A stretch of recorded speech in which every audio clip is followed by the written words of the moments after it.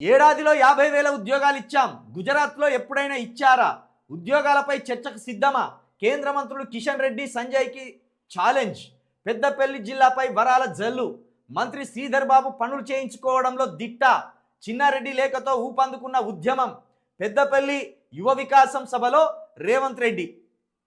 ఆ పాత ఇనుప సామాన్లోడు ఒక టేప్ రికార్డ్ పెట్టుకొని చెప్పిందే చెప్పుకుంటూ వస్తాడు. మన చెవులు గిల్లలు పడతాయి, చెవులు మోసుకుంటాం ఇట్లా మనం బలవంతంగా.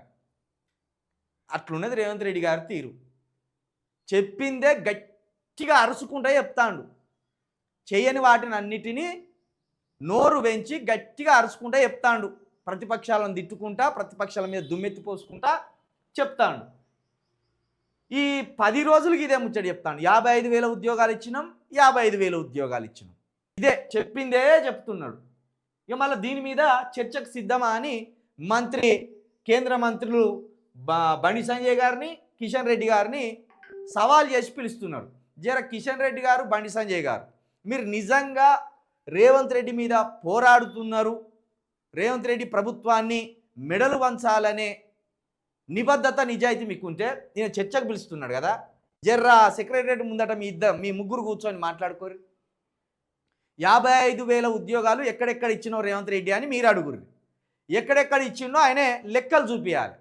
ఒకవేళ ఆయన చూపించకపోతే ఆ బండారాన్ని, ఆ భాగవతాన్ని మొత్తం గక్కనే రోడ్డు మీద లైవ్ పెట్టురు. నోటి మాటలతోటే ఛాలెంజ్లు చేస్తాను, నోటి మాటలతోటే తప్పించుకొని తిరుగుతాను. ఇట్లున్నది వీళ్ళ పద్ధతి. ఈయనేమో ఇక అసలు మొత్తమే చెప్పిందే చెప్తున్నాడు. ఏమాత్రం ఆత్మసాక్షి లేకుండా, ఆత్మపరిశీలన లేకుండా చెప్పిన అబద్ధాన్ని చాలా బలంగా చెప్పే ప్రయత్నం చేస్తున్నారు రేవంత్ రెడ్డి గారు. ఇక ఈ బీజేపీ నాయకులేమో చూసి చూడనట్టు విమర్శలు చేసుకుంటే వీళ్ళు వెళ్ళిపోతున్నారు. నిజంగా 55,000 ఉద్యోగాలు రాలేదు. వీళ్ళు ఇస్తామన్నాయి. ఒక ఏడాదిలో 2 లక్షల ఉద్యోగాలు ఇస్తామన్నారు. దాంట్లో 55,000 ఇచ్చినామంటున్నారు. కానీ ఇవ్వలేదు వీళ్ళు.